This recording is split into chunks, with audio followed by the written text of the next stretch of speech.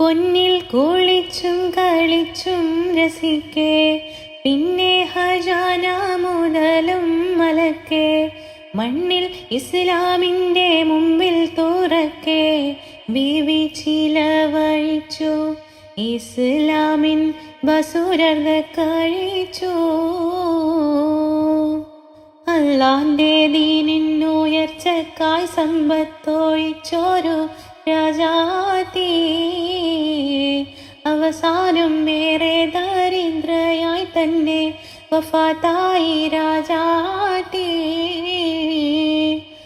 ആരംഭപ്പൂമോളെ കെട്ടിച്ചയക്കാൻ, ആ മഹൽ മാനസമൊന്ന് കുളിർക്കാൻ, ആവതില്ല വിധി ബീവി മരിക്കാൻ.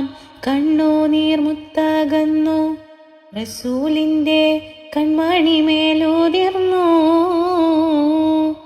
മനസ്സെന്ന പൂവാടിക്കുള്ളിൽ മുഹബത്ത് പൂത്തോരു രാജാത്തി, മഹദിയാൾ ബീവി ഖദീജ മനോഹരി മക്കത്തെ രാജാത്തി.